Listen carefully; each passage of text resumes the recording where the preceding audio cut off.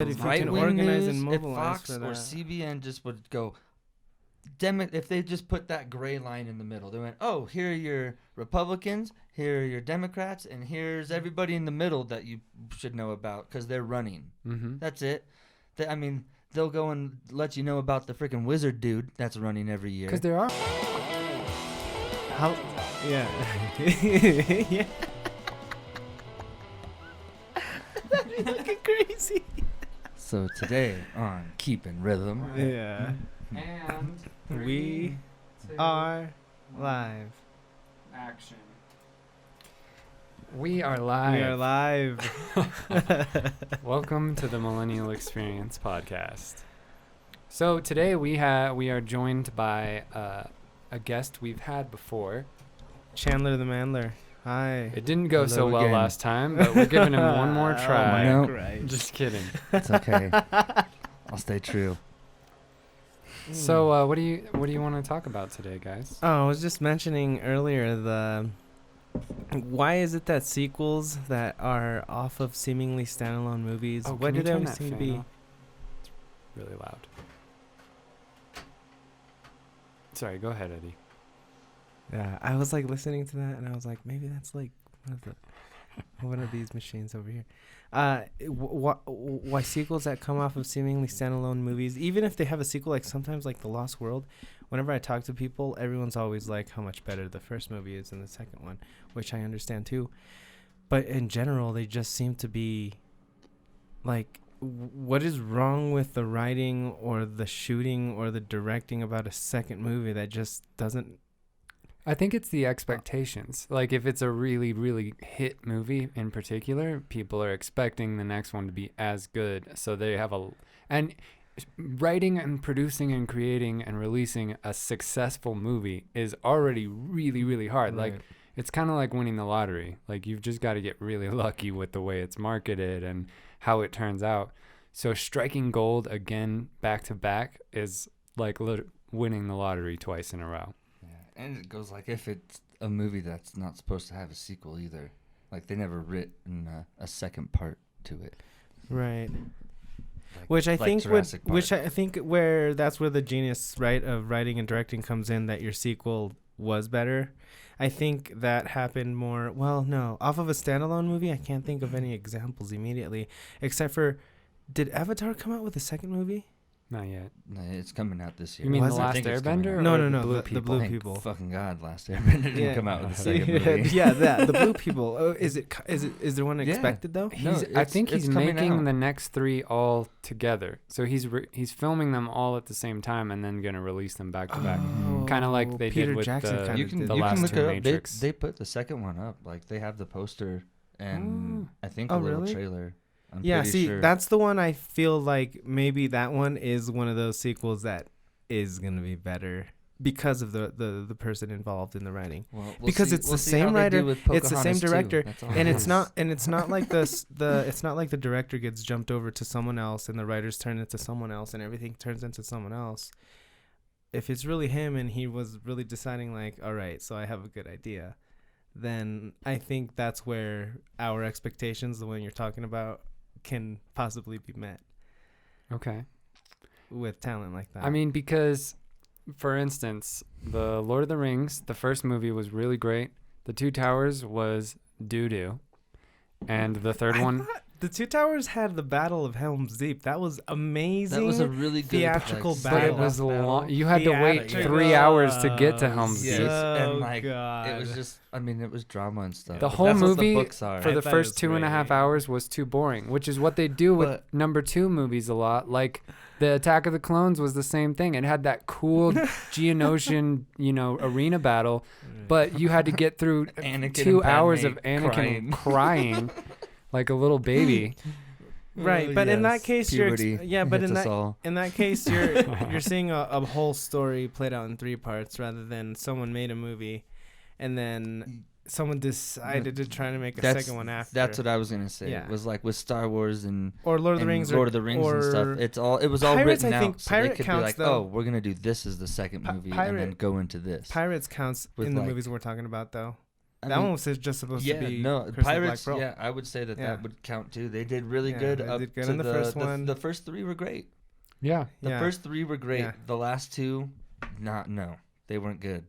Like I don't even know. I missed. It was like at Stranger Tides, right? With Blackbeard. With Blackbeard, or with Blackbeard. And what was the next one after that? And the next one was because the one where they fight in that. The one with the mermaid was Blackbeard. That one was okay.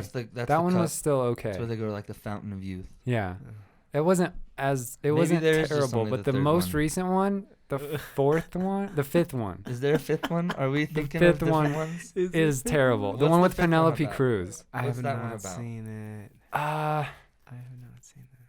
I can't even remember. I'm gonna look it up. Look it up. Yeah. See how many? Because maybe we're just putting the fourth one into the same, and we're like, man, this movie was so long. Half of it was good, but half of it was bad. Yeah. That's great. Okay, so 4 was Stranger Tides with the mermaid. Mm-hmm. 5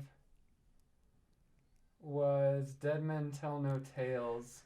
I think. Oh, it had that guy that played the bad guy in. Yeah, it was the shark dude, the dead dudes. Yeah, the bad guy from No Country for Old Men. Yeah, he was the main bad guy in this one. Yes, that one was all right. It was not all right. The bad guy situation. I didn't even finish it. The bad guy situation was a good one, but that of course, just everything that followed was not that great. Yeah. I don't even think I saw that movie. Don't do it. Okay. Should I see it? If you want to. So 50-50. I it's guess like I'll zombie. Just flip a coin for myself. It's pretty much the first one, but he's a Spaniard zombie instead of a British zombie. Yeah, whatever. That's what they were in the first one. That guy, Barbosa. Whatever race the squid was. Barbosa. He was the pirate accents aren't really British accents. They're their own. Well, weren't they all forms like in mostly? The sea. They're like ocean accents. Yeah, but I mean, most pirates were all like ex-Navy. Yeah, people from like Spain or Britain. They were British. Were like, know how to take stuff from both of them. Pirate stuff must have been crazy back in the past, like when China had that huge elite like marine, like they were already like in the ocean with huge boats before Columbus and all of them. China? Yeah. China. And so what's crazy is that if there was a lot of warfare, which I'm not sure if there was since there's not a lot of documentation about in that time for it, but whatever kind of stuff they were like running into in the ocean back in that time before we were like making those giant sea animals extinct, like Heart of the Sea style of storytelling, like that's insane. The kind of stuff when you just went out into the ocean 1,000 years ago, 2,000 years ago, fuck that. No, 10,000 years ago. Man, even traveling on a road between two towns, you had like a 80% chance of dying or getting like gonorrhea. Like Family Guy hit that on the nose. Or getting robbed or something. It's like the dude in like the log cabin with his family. He's like, all right, wife, I'm going to go into town now. I'll be back in 2 months. If I'm not back after that, presume me dead. He walks out, he opens the door and a bear takes him. He doesn't That's even pretty leave. accurate. The bear takes him. That's what life was like, man. It's just like that's how it was, especially here. Because all we have are huge mammals back then. Just bears, bobcats, huge mountain lions, wolves, and just craziness. Too big of stuff. That reminded me of the book *Sapiens* by Yuval Noah Harari. He talks about in Australia, before humans got there, there were some crazy animals. Like there was a giant, like the size of an elephant. It was a marsupial lion. It was like a cat, but it had a pouch, like it would carry a kangaroo would carry. But it was like the size of an elephant, like this huge lion that was just like, and there was tons of them everywhere. And there was a bunch of animals like that. Like there was a sloth, a marsupial sloth that lived there that was like 20 feet tall. And it would just crawl around all slow and like just this. Imagine those massive things. They still think that those live in South America. Giant really? Deep in the jungle. But as soon as humans made it to Australia, they killed all the biggest animals and ate them. And that's insane. So they all went extinct like right away. Shame. Yeah. I cannot even fucking believe that. Like, that's just insane. Can you imagine even if they had taken really good pictures, but that's all you have left. That's all. You cannot walk up to one and be like, this fucking sloth is enormous. Yeah. No, they just have like fossils now. Oh, crap. That makes this fucking Earth worse. But it's also crazy to think about at the time that humans went to Australia. There was hardly any civilization at all. There was still hunter-gatherers, which means some crazy motherfuckers survived. Built a boat out of sticks and freaking bamboo and went all the way across the ocean in it. And these were hunter-gatherers. These were not like sophisticated shipbuilders. These were people that just threw something together and went all the way across the ocean to get to Australia because there was no land bridge. I think they may have had some skill with boats. There was at the time that it happened. There's only a record of like 2 small fishing villages even existing, and those are the only 2 like civilizations that were not hunter gatherers at the time. Oh, that had agriculture. So there was almost no civilization when people made it all the way across the ocean, which is really impressive. Isn't it like proving that it would have been the Aborigines are like a different species of human?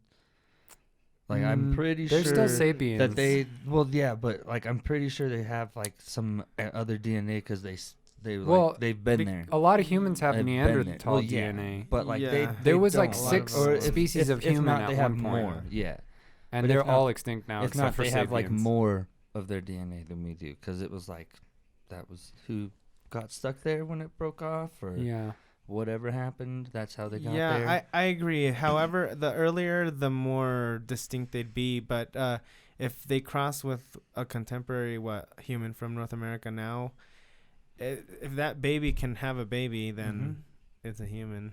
Mm-hmm. Well, I'm not saying that they're not human. I'm just saying that they're like more of something else. Yeah, I mean, you can... More of their own kind of...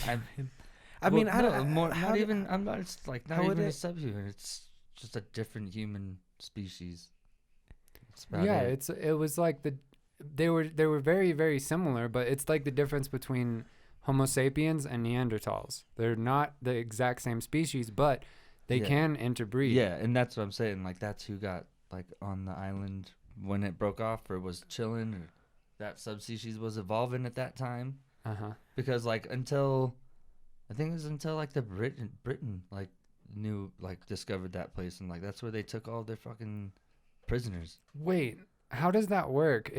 Because I thought the definition of speciation was when at the point that 2 species can no longer breed, they're then a different species. Yeah. So are Neanderthals and Homo sapiens the same species?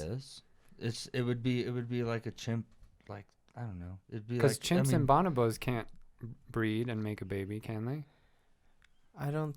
And they're very, very close. But that one's hard to study since they're deep in the Congo and there's a lot of... I mean, I would say the only differences are brain and, like, muscle structures and stuff. Other than that, like, our anatomy's the fucking same. It's probably more to do with, like a Chihuahua and a Great Dane is the difference between a Neanderthal and a Homo sapiens. Yeah. I don't know about that. I mean, I would say the difference of dogs is more of a better example of a race difference with humans. Because you can interbreed all the dogs. You can interbreed all the dogs, and you can interbreed all the humans. A dog is a dog. But then how are there Homo sapiens with Neanderthal DNA? Yeah, that's the one where it's... Because there's a little bit... Like you said yourself, but there was 6, it says there was 6 group of different apparently humans it wasn't... Earth. Apparently there was some crossing, but not enough.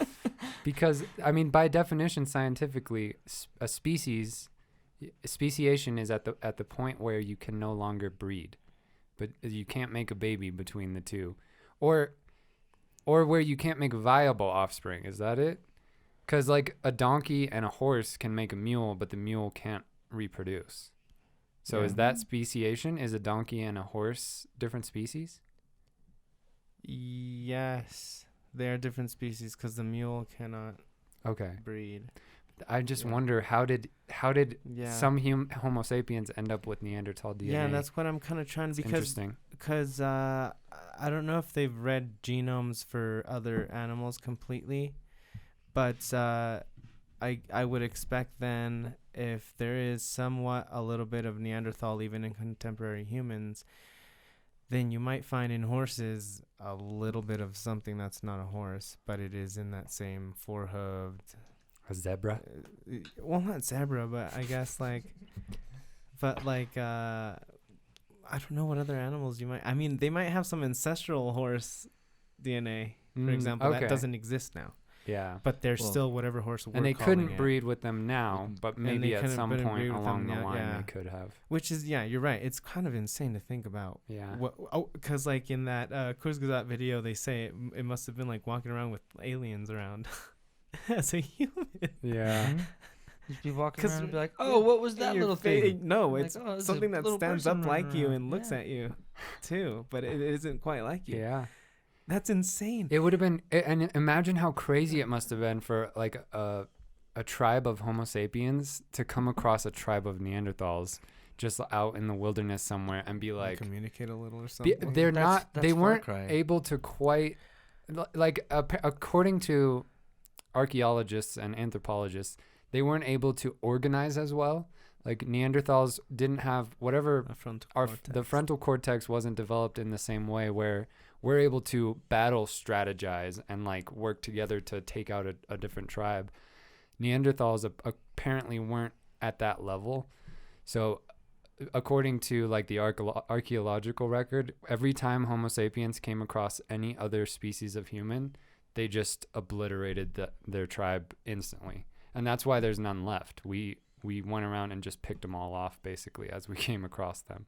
That speaks a lot to the violence of humans, because that reminds me of the difference that there is between in Shadows of Forgotten Ancestors. They talk about how you'll have chimps who will be termite fishing, as simple as we may see it, will be termite fishing, and baboons will be around, and they'll be like even just around seeing the chimps, and the chimps will leave, and the baboons will like go back to where the chimps were, and they don't even pick up the reeds or inspect them or try to copy them.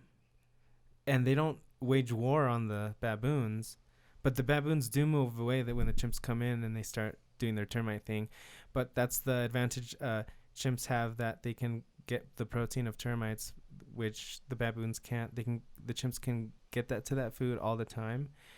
Whereas baboons would have to wait during like rain season when termites are migrating from mound to mound. And then they can pick them off across. But it's interesting because you have these two different species who are seemingly the same sort of, shape and form. And one is just not as capable as the other one as advancing. And that's complicated to do. Termite fishing is an insane thing that chimps have passed on. Here, real quick, we've got to take a quick break, but we'll be right back.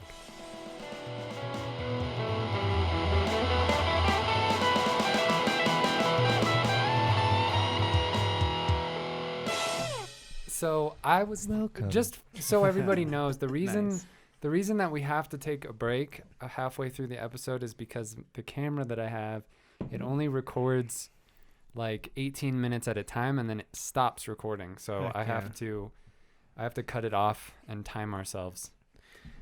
Just for we're not doing it so we can someday fit a commercial in between. Just saying. That'd be conveniently though, yeah. constructed. Just saying, Sweetwater. We're not sellouts. We're not saying we want to put a Sweetwater ad in and get paid for it. Sellouts. Although those stickers could easily be in the background of the picture of this 18-minute camera. Those bags of candy. Sponsored by. So I thought an interesting conversation for us that hopefully we can stay friends afterwards is according to my conversations with you guys, Chandler, you're kind of on the side of I'm not voting for Trump or Biden, right? Leaning towards it, but unfortunately I can't find any really good solid information on the independent party candidates. Okay. Which is pretty crappy. And Eddie, you're more on the side of you think it would be a good idea to vote for Biden, right? In this case?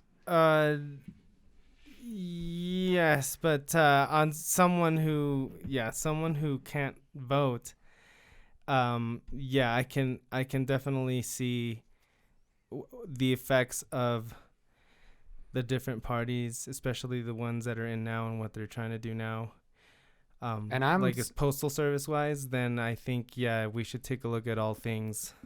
And I'm definitely considered somewhere in the middle. Like, I tend to have the opinion of, and I understand this is a very privileged opinion to have, but I tend to understand, I tend to feel like I don't want to vote for somebody that I'm not passionate about. Like, if I don't think they're going to be a good president, regardless of whether there's only two options, it feels nasty voting for someone I don't agree with any of their policies. And I think, they're just going to end up making the country worse than it is now. And that's kind of how I feel about Biden and Trump. So I don't know. Maybe one of you guys could sway me in either direction. What do you think, Eddie? Can you? This is a little. Can you try to convincing a colonizer not to colonize? But let's see. What? I'm somewhere in the middle. I'm not progressively active on either of these sides. This is definitely something we should have all started to be active about when we were 18, at least conscious about it.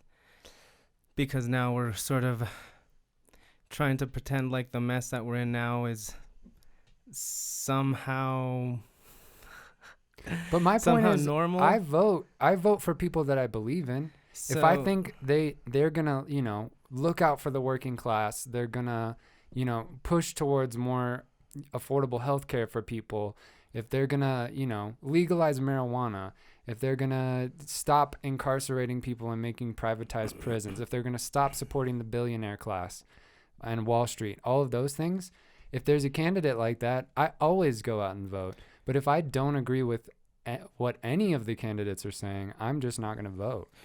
Right. Based on that, though, the only person that meets those standards is Bernie Sanders, and we haven't been really alive enough to be active all that much because all of the politicians before him and after aren't progressive enough for us, apparently. Right. But and when those candidates show up, I do my best to get them elected. Right. But that's kind of like saying that just the presidency is the really important election, as if that's the one that... I vote for governor. I vote for local so that's what's important. Politicians. That's what's important to do. And not only that is we're millennial age, but doesn't mean all millennial age people right now are as active as we. So that has to come into effect whenever you talk about what's popular and what's not, and which are stats that you can definitely get. But again, getting people to go out and make that change, that's the same. It's not enough for 30% of us to want a progressive candidate for ourselves if 70% of the rest are voting for the other person.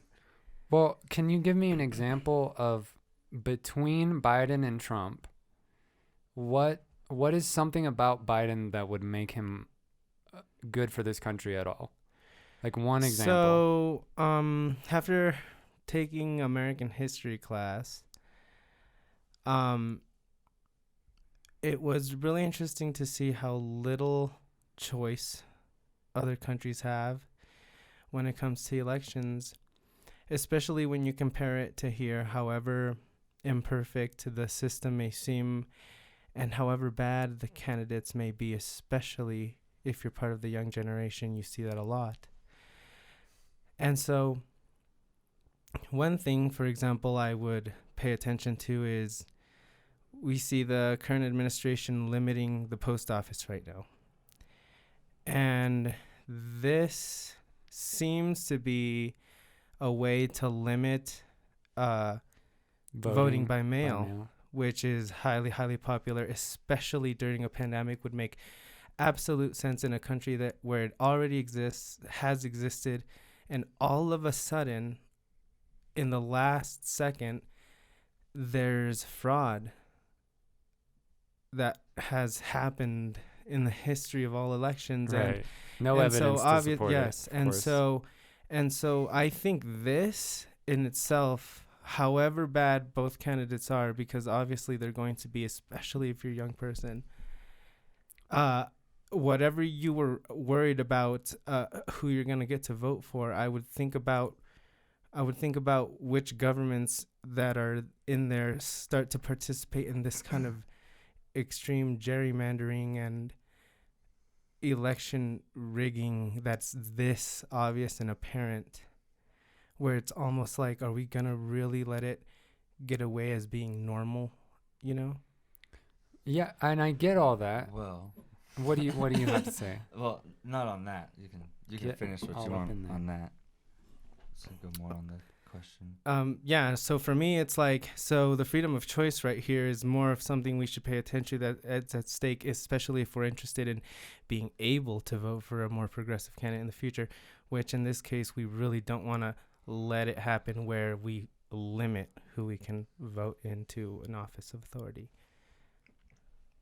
So I think that voting independent or not Republican or Democratic this round would probably be a good, I mean, what harm could it do? Like, everybody wants to claim to try something different and new and work with both sides, and that's quite literally what, like, the independent party is. It's like, I like Republican ideas, I like Democratic ideas, and I'm willing to work with both of you. Yeah. And the only problem is like I told my dad and Eddie when they were having the whole conversation about this, was like, I don't even know who the candidates are for that. I know the party's there, do not know who the candidates are, and they're running too. I know there's like a dude and a chick that's running, and like they're pretty popular. The one dude's really popular. He's been in like Congress for like 3 to 5 years, and he knows how everything works. I have nothing. No, I couldn't find anything on the chick. And that's the thing. Like, it frustrates me that it's like a game that we're all being.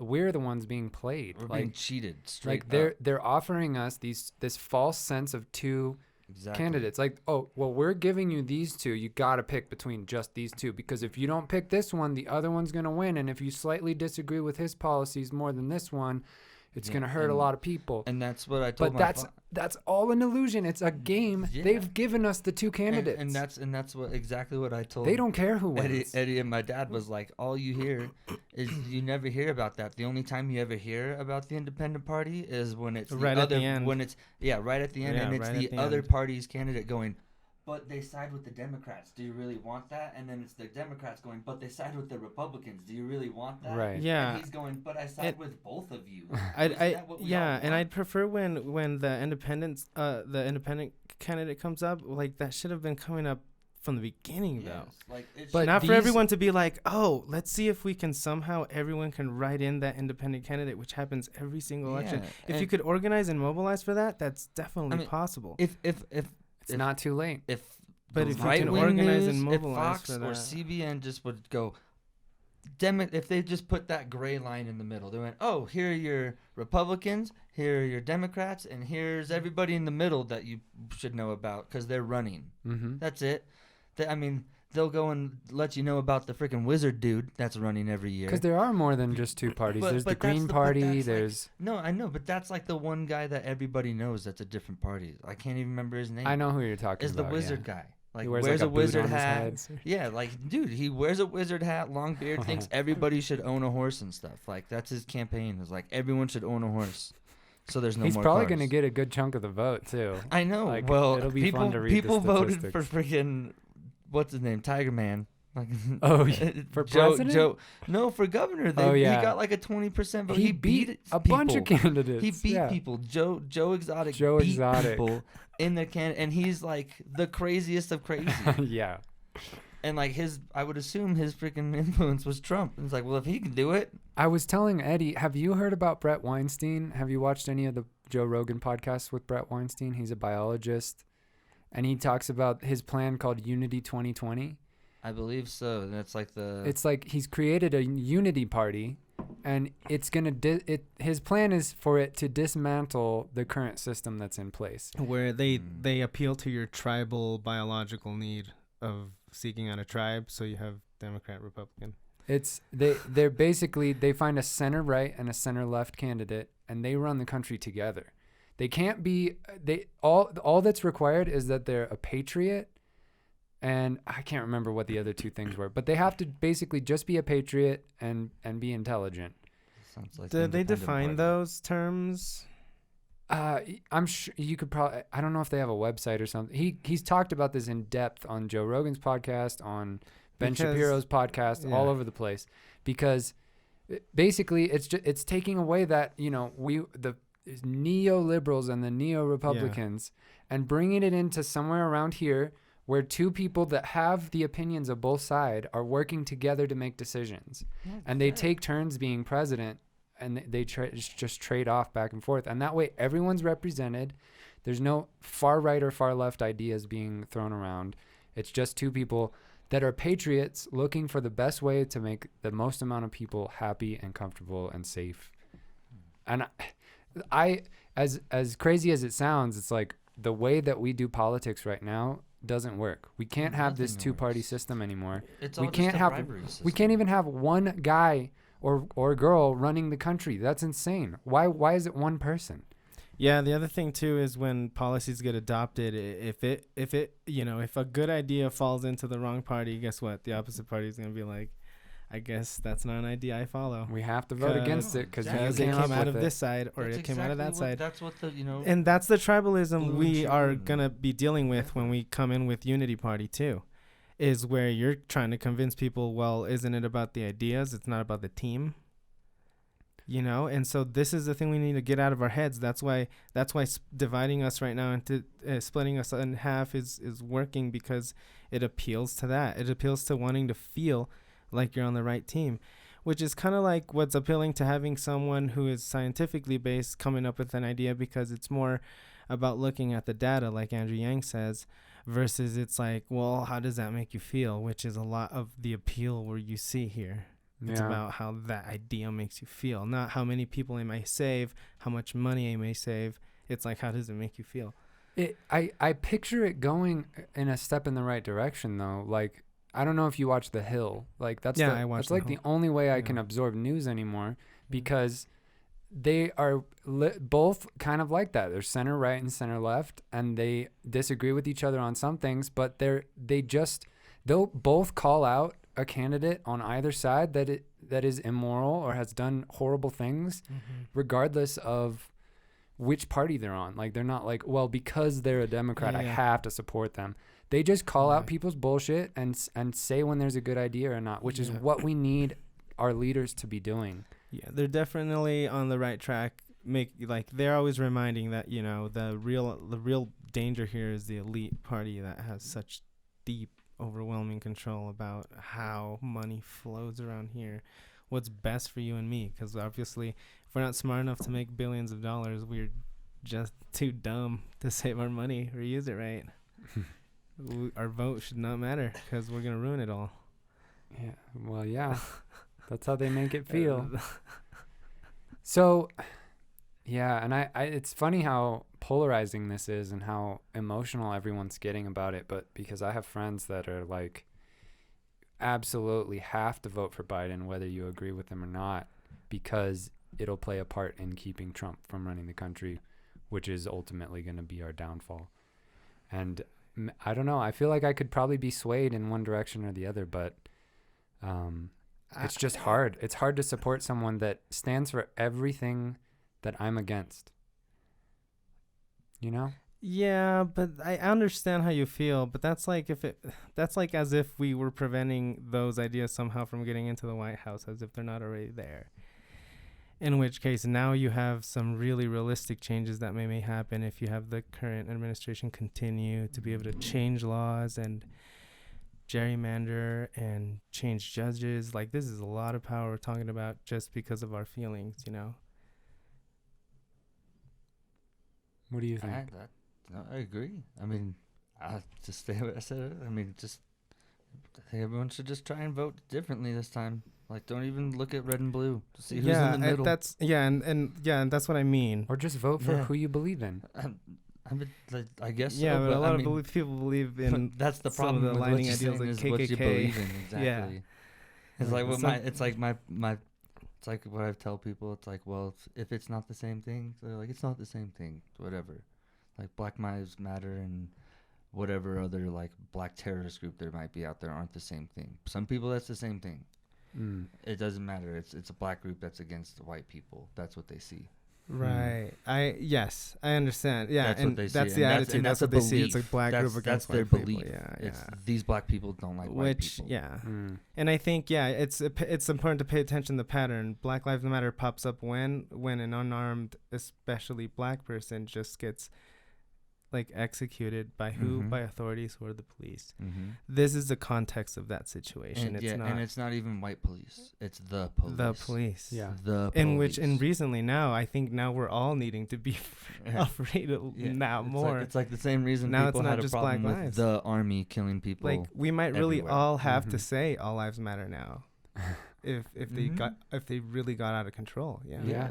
But then that's the plan. I mean that's pretty much the plan. It's the whole time is, there's a peace group that's going this way. We'll pair them with the people that aren't doing too good. Or throw some Antifas in there and make them start breaking windows so we can demonize the protests. Exactly. It really sucks. I think just the whole, like what everybody wants is the whole point of everybody voting for Trump was, well, he's going to do something different, something totally different. And I agree with that spirit too. And that's something, and that's I agree with the spirit of that. That's good, but like, keep on with that spirit. It's obviously not fucking working. Not with these ideas, at least. It's we tried it for 4 years. It's not working. Let's give it a really big, different try. And I think that's what's cool about changing, let's say, kings for 4 years, because you can get different ideas if it's not working. At least they're different. The whole reason we left in the first place. Yeah, exactly. The whole reason we left in the first place. Well, just as the conversation's getting juicy, we're going to have to cut it off. This is the end of the episode. Thank you so much for listening. If you have any comments about whether or not there are any good sequel movies, or who we should vote for to be the leader of the free world, there's a little bit of alignment there in the topics. Yeah, both equally important questions. Yes. Leave us a comment. Let us know what you think, and thanks so much for listening. Thank you, everyone.